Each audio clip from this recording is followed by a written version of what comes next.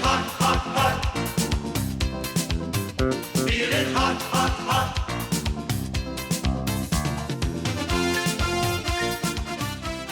Hello and welcome back to another Fireside Chat. Glad to have you along. You know, this week we celebrate the 75th anniversary of the conclusion of World War II in Europe. A pretty big deal, a very significant moment in history worth remembering. I was thinking about World War II this week and remembering that C.S. Lewis really rose to prominence by delivering a series of radio addresses during World War II. He was requested to deliver these addresses as a way to lift up the spirits of the country, provide some context, some thinking, some depth, a way of processing this great war. And it was out of those radio broadcasts that his book, Mere Christianity, came about. Those radio broadcasts collected and edited and put into this very famous book on the essentials of the Christian faith. And so I wanted to read just a couple of very brief excerpts from this book. Someone who served in World War I and was very important in putting World War II in some kind of context, particularly a religious and Christian context. Here's how Mere Christianity starts. Everyone has heard people quarreling. Sometimes it sounds funny and sometimes it sounds merely unpleasant. But however it sounds, I believe we can learn something very important from listening to the kind of things they say. They say things like, "How'd you like it if anyone did the same to you?" "That's my seat. I was there first." "Leave him alone. He isn't doing you any harm." "Why should you push in first?" "Give me a bit of your orange. I gave you a bit of mine. Come on, you promised." People say things like that every day, educated people as well as uneducated, and children as well as grown-ups. Now, what interests me about all these remarks is that the man who makes them is not merely saying that the other man's behavior does not happen to please him. He is appealing to some kind of standard of behavior which he expects the other man to know about. And the other man very seldom replies, "To heck with your standard." Nearly always he tries to make out that what he has been doing does not really go against the standard, or that if it does, there is some special excuse. Lewis begins his entire series of addresses and this book with the question of morality, of universal morality, of a standard of behavior that all human beings seem to know something about. His entire argument for the existence of God and the belief in Jesus Christ begins with an idea of this universal standard of morality. He concludes the first chapter, the first address in Mere Christianity, with these words. These then are the 2 points I wanted to make. First, that human beings all over the earth have this curious idea that they ought to behave in a certain way and cannot really get rid of it. Secondly, that they do not in fact behave in that way. They know the law of nature and they break it. These 2 facts are the foundation of all clear thinking about ourselves and the universe we live in. All wars seem to be a battle between good and evil, right and wrong. Lewis's entire discussion of God and Jesus Christ begins with this question of right and wrong. If we can understand the basic standards of morality, we can begin to understand our good God who created us in his image and likeness, to likewise be good. The second part of our fireside chat is a viewer-inspired question. You know, I've been trying to get you all to send me an email or a text message or to give me a call because I love to be able to interact with what you're thinking, to hear from you, to respond, to answer some of the things that are on your mind. And so today it's a viewer-inspired question about Noah. And not necessarily just Noah and his ark, but the full arc of the narrative of Noah, the fullness of the character Noah, and what does it tell us? And so I'd like to have us take a look at a couple of pieces of the story of Noah and draw out of that some lessons for ourselves. So we'll begin with Genesis chapter 6, verse 9.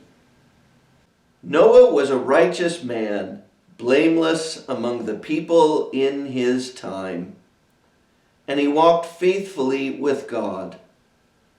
Noah had 3 sons, Shem, Ham, and Japheth.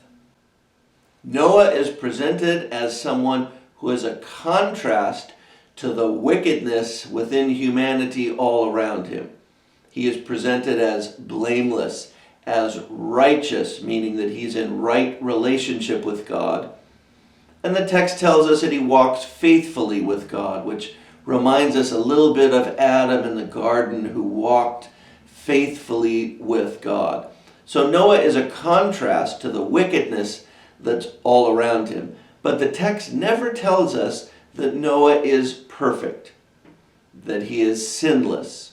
In fact, the Bible only says that Jesus Christ is sinless. So at no point are we to assume that this righteous man who lives in right relationship with God is somehow sinless or perfect. Now the flood story is basically a story of blessing and curse. Now the flood is a curse upon all of those who are willfully unrepentant in their sinfulness, who live in their sinfulness, are unrepentant, and who willfully sin. The curse of the flood comes upon them. The blessing is that God provides a remnant, that even in the midst of all of this wickedness, there is a man who walks faithfully with God, Noah. And that God is going to preserve Noah and his family as a remnant. That God will ensure that no matter what happens on earth, no matter how bad it gets, God will always ensure that there are those who will carry the light, the good news that God is real, that God cares, that God is loving and graceful, that God is merciful. Noah and his family are the remnant, the light bearers that will carry the word of God to the next generation. So you get the curse of the flood and the blessing of the people of Noah. Noah and his family are the blessing to the next generation. Now, the text in Genesis goes on to tell us some more about Noah. Chapter 9, verse 20 to 21. Noah, a man of the soil, proceeded to plant a vineyard. When he drank some of its wine, he became drunk and lay uncovered in his tent. Noah is a man of the soil. He is from the dust, just as Adam is from the dust. Noah is a sort of new Adam. He's also a planter, just as Adam was. God told Adam he would have to work the soil for his food. So Noah is a planter. He's working the soil. Again, kind of a reminder that Noah is something of a new Adam. So Noah is a planter, and he plants this vineyard. Elsewhere in the ancient Near East, it was thought that the vineyard, the grapes and wine, were a product of the gods, that the gods were the cultivators of the vineyard and the producers of wine. Just as in the first part of Genesis, where the text makes the point that we are not to worship nature, but we worship the God who created nature. A tree is not a god. God created a tree. This was revolutionary in the first part of the book of Genesis. God created everything. Lightning is not a god. Thunder is not a god. God created nature. Similarly, Noah is working the soil. He is a man who plants a vineyard, grows the grapes, and makes the wine. It's in some ways a contrast to elsewhere in the ancient Near East and the belief that the vineyard and the grapes were from the gods. we're reminded that no, it's man who farms the soil, who grows the crops, but that ultimately all of this comes from God, the Creator himself. So Noah plants this vineyard. He grows the grapes, he ferments the grapes, he makes wine, and he gets drunk. So the righteous man, the blameless man, the man who walks faithfully with God is still an imperfect man. We have not gotten rid of sin. The flood didn't wipe away sin. Sin still exists. And here Noah is showing he's a flawed person. Now, there's a little bit more of a blessing and curse here. Remember, we spoke of the flood as an example of a curse, and Noah and his family, the remnant, being the blessing. Here, there's more of a little bit of blessing and curse. Throughout the Bible, the harvest of grapes, the successful crop of the vineyard, is seen as a blessing from God. So the harvest of the grapes is often a metaphor for a blessing from God. And so we see that the grape harvest has taken place for Noah. It's a blessing, but he turns it into drunkenness, which becomes something of a curse. Paul writes in his letters about the danger of drink, of wine, of being filled with wine, of being under the influence of the wine. And he contrasts this with the importance of being filled with the Spirit, of being under the influence of the Spirit. So he warns against drunkenness and instead says, be filled with the Spirit. Be under the influence of the Spirit, not under the influence of the wine. Of course, it's also a bigger metaphor of all the things that we try to fill ourselves with, that we are under the influence of, where we should instead be under the influence of the Spirit. There are all kinds of things that fill us with unholiness. So Noah is drunk, and he lays uncovered. Nakedness is a theme with Adam in the Bible. And so here we have a little bit more of immodesty, of nakedness. Again, this idea of Noah being something of a new Adam. So here, Noah's immodesty is the problem. This is post-Eden. And of course, it's contrasted as well with Adam's nakedness in the garden, which seems appropriate. Outside of the garden, post-Eden, nakedness is something to cover. Immodesty becomes an important part of the Bible's expression. The text goes on in chapter 9 to tell us a little bit more. Ham, the father of Canaan, saw his father's nakedness and told his two brothers outside. But Shem and Japheth took a garment and laid it across their shoulders. Then they walked in backward and covered their father's nakedness. Their faces were turned the other way so that they would not see their father's nakedness. When Noah awoke from his wine and found out what his youngest son had done, he cursed him. Clearly, sin is not eliminated. The flood washed away wickedness, but sin remains, just as people remain. Noah sins. Ham sins. Instead of covering up his father, Ham goes out and tells everybody about it. And Shem and Japheth have to come in and solve the problem. Ham sins. Ham is the father of Canaan. The Canaanite nation would become the wicked nation of child sacrifice, of idolatry, of polytheism. So Ham sins. And in this we see again the imperfection of Noah. Noah, the great man, the righteous man who walks faithfully with God, is still imperfect and still a sinner. So why does the Bible repeatedly in the Old Testament and in the New Testament lift up people only to show us their flaws? Adam and Eve, Noah, Abram, Jacob, Moses, Samson, Jonah, Job, and in the New Testament, Peter and Paul. Great figures in the Bible, laudable, righteous, walked faithfully with God, but all of them imperfect and sinners. Why does the Bible do this? Continually lift up people only to show us their flaws? Well, I think it's because we need to be reminded to worship God, not idols. Not idols of any kind. And some Christian traditions have a particular struggle with this. The very close worship of the figures in the Bible themselves, rather than a clear separation between these great figures in the Bible and God himself. We don't pray to the figures in the Bible. We pray to Christ, to God alone.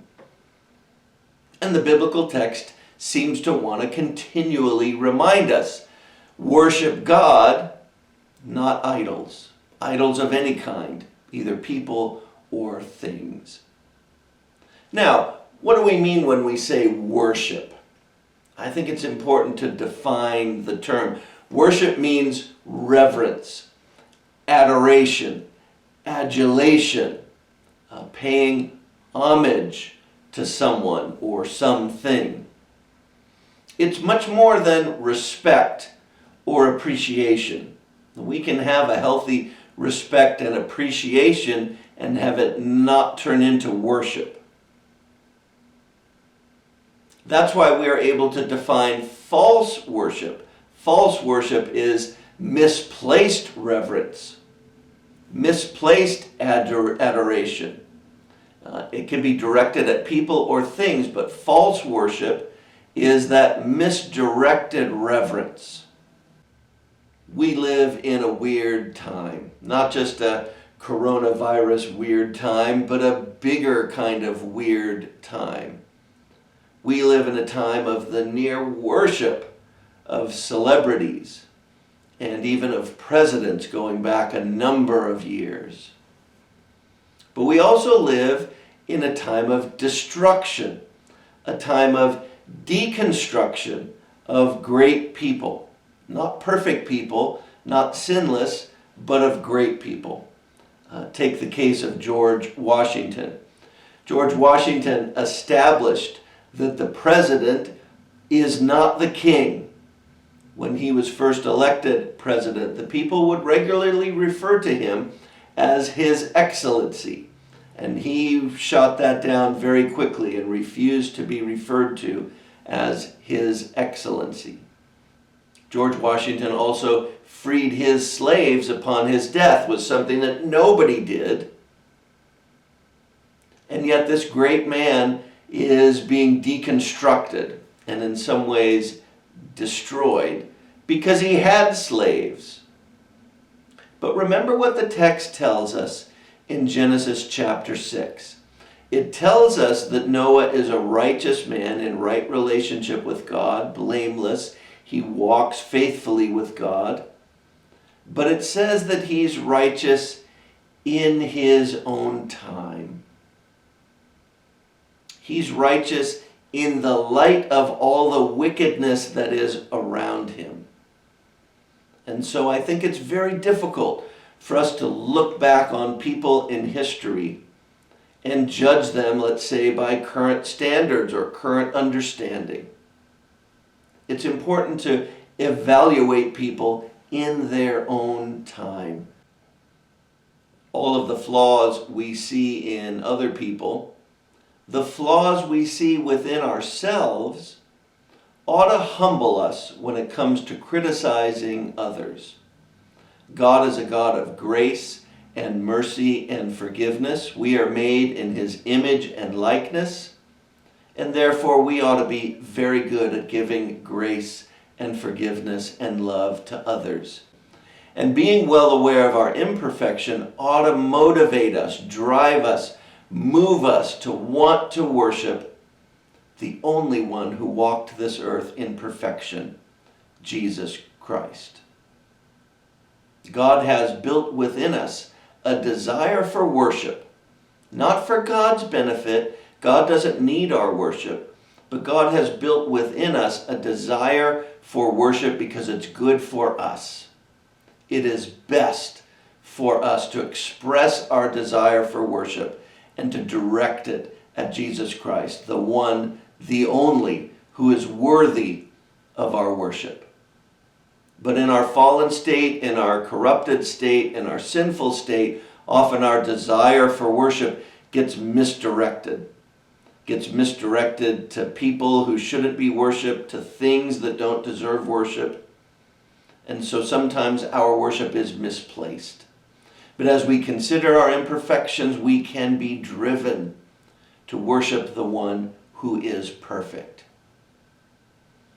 I'm glad to have you with us on this fireside chat, but I want to remind you that worship goes on. It's not just a Sunday morning thing. Worship continues, and so as this week goes on, I hope you will find different ways to express and to direct your worship to God and to God alone. And I hope you have a great week.